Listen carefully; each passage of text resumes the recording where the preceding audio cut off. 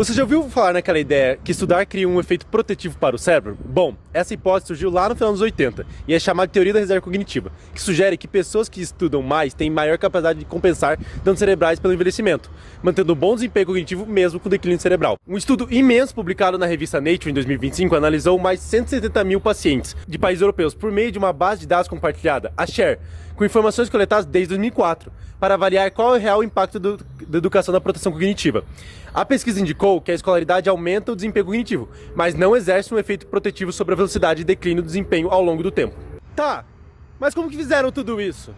Os pesquisadores fizeram um teste de memória, que se baseava numa lista de 10 palavras. Os participantes então repetiam a lista imediatamente após a leitura e 5 minutos depois.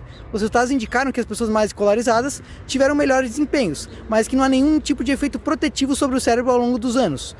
Como a gente pode observar na inclinação dos gráficos, que todos têm um declínio igual. Os cientistas tiveram que se preocupar com o efeito do reteste. Ao fazer o mesmo teste mais de uma vez, os participantes podem criar macetes de prova, o que acabaria indicando um falso aumento do desempenho.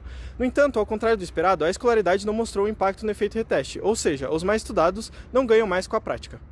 No entanto, como saber se esse desempenho aumentado é relacionado somente à escolaridade, mas não também a algum outro fator, como uma inteligência natural mais alta? Usando esse conceito de escolaridade relativa, em que compara-se indivíduos de mesmo contexto socioeconômico, idade, sexo ou país, os pesquisadores encontraram que essas características inerentes dos indivíduos, quem buscam mais educação, explica boa parte dos desempenhos.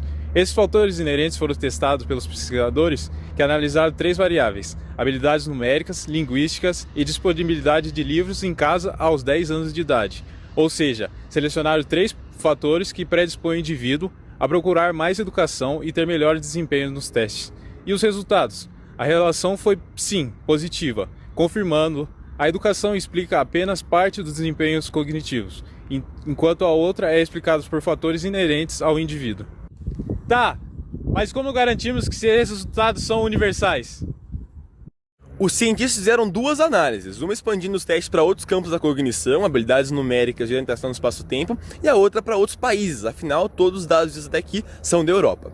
Ambas as análises foram positivas. A primeira confirmou que a escolaridade aumenta o desempenho, mas não é efeito protetivo. A segunda demonstrou que isso se replica para outras realidades culturais. Ou seja, mais do que um fenômeno isolado, a gente pode estar falando de uma possível característica inerente à nossa própria natureza. Por fim, resolveram associar todos os achados com a arquitetura cerebral, relacionando, por exemplo, regiões de atrofia. Aqui, uma associação nova surgiu. Pessoas com mais escolaridade têm, em média, maiores volumes intracranianos. Rodando um modelo matemático estatístico complexo, fizeram a predição que, comparando 2 pessoas com a mesma escolaridade, aquela com maior volume intracraniano tende a desempenhar melhor. Tá, e o que concluímos? O estudo demonstrou que a educação aumenta a função do desempenho individual, mas não exerce nenhum efeito protetivo sobre o declínio a longo prazo. Além disso, demonstrou que mesmo a educação não explica totalmente o desempenho, já que a parte dele é determinada por características inerentes dos indivíduos.